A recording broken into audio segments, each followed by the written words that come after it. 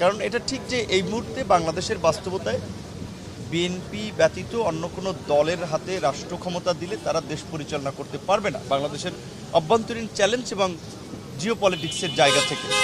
So দেশের স্বার্থেই কিন্তু এই মুহূর্তে আমাদেরকে বিএনপিকে সহযোগিতা করতে হবে।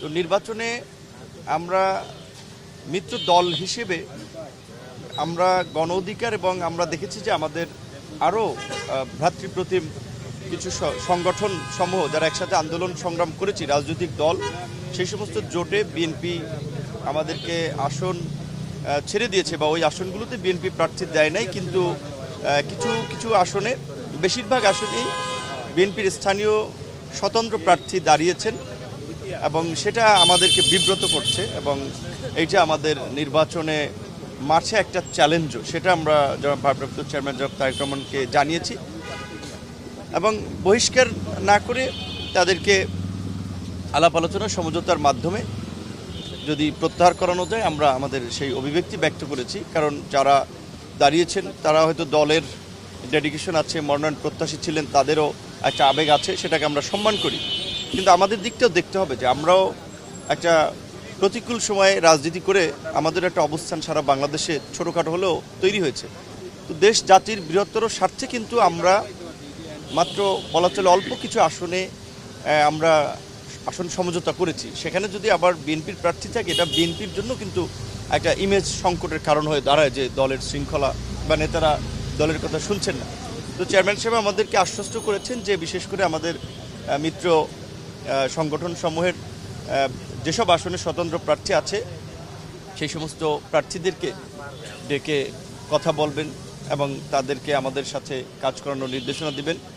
পাশাপাশি আমরা নির্বাচনের মাঠে কী ধরনের চ্যালেঞ্জ তৈরি হতে পারে এবং নির্বাচন পরবর্তী রাজনীতিতে, কারণ হচ্ছে যে আগামীতে নির্বাচন হলেই দেশ সংকট থেকে উত্তরণ হবে সেটি ভাবার কোনো অবকাশ নাই। সেক্ষেত্রে এই যুগপৎ আন্দোলনের মধ্যে দিয়ে গড়ে ওঠা ঐক্যকে যেন উনি সুসংহত করেন, দলীয় নেতাকর্মী দলের বাইরেও যেন সমাজের বিভিন্ন শ্রেণী পেশার মানুষের কথা শোনেন, তাদেরকে নিয়েও মাঝে মাঝে বসেন। আমাদের পক্ষ থেকে এই প্রস্তাবটিও আমরা দিয়েছি।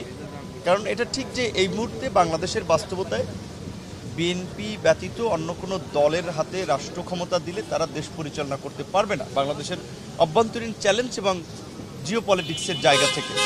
সো দেশের স্বার্থেই কিন্তু এই মুহূর্তে আমাদেরকে বিএনপিকে সহযোগিতা করতে হবে, যেই কারণেই কিন্তু দলীয় স্বার্থের চেয়েও আমরা জাতীয় স্বার্থে বিএনপির সাথে আছি এবং বিএনপি যতদিন আমাদের এই মিত্র রাজনৈতিক দলসমূহ থেকে শুরু করে দেশের মানুষের কথা চিন্তা ভাবনা করে রাজনীতি করবেন, আমাদেরকে মূল্যায়ন করবেন, ডাকবেন, আমরা ততদিন তাদেরকে সহযোগিতা করতে চাই। কারণ এই বাংলাদেশের গত 5 দশকে আমরা দেখেছি যে বাংলাদেশের যেই জায়গাটিতে যাওয়ার কথা ছিল দুর্নীতি দুঃশাসনের কারণে সেই জায়গাটি যেতে পারে নাই।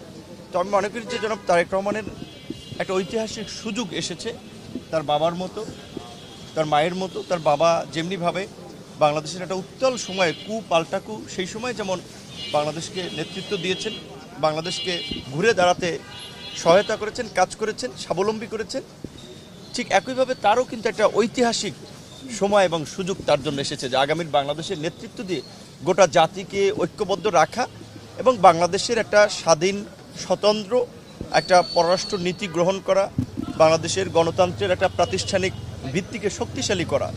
তিনি ইংল্যান্ডের মতো একটা দেশে থেকেছেন, সেই দেশের গণতন্ত্র উন্নয়ন দেখেছেন, সেই বিষয়গুলো আমরা আলাপ আলোচনা করেছি। আপনারা কি আশ্বস্ত কিনা আজকে? হ্যাঁ, আজকে ফলপ্রসূ হয়েছে কিনা আমি চিন্তা না, আমরা আশাবাদী এবং তার কথাবার্তিতে কোনো আন্তরিকতার ঘাটতি নাই, তার প্রচেষ্টারও কোনো ঘাটতি নেই। এটা আমরা আন্দোলন সংগ্রাম থেকেও যখন আলাপ আলোচনা করেছি আমরা দেখেছি এবং তিনি পরিষ্কারভাবেই বলেছেন একটা খুবই হেভি স্ক্যাজুলের মধ্যে মিটিংয়ের মধ্যে প্রতিনিয়ত আছেন এবং তার দল কত সিরিয়াস সেটা তো দেখেছেন যে, বা আমাদেরকেও জানিয়েছেন, আমরা এটা উপলব্ধি করেছি যে ম্যাডামের মৃত্যুর দিনেই কার্যত আপনার হেভিওয়েট নেতাদেরকে কিন্তু বহিষ্কার করেছেন। তো এরপরেও আরও যেই জনের পদক্ষেপ নেওয়া দরকার তারা সেটা বিশেষ করে মিত্রদেরকে জেতানোর জন্য বা মিত্রদেরকে সহযোগিতা করার জন্য তারা নেবেন, এটা চেয়ারম্যান সাহেব, মহাসচিব সবাই আশ্বস্ত করেছেন এবং আমরা আশাবাদী।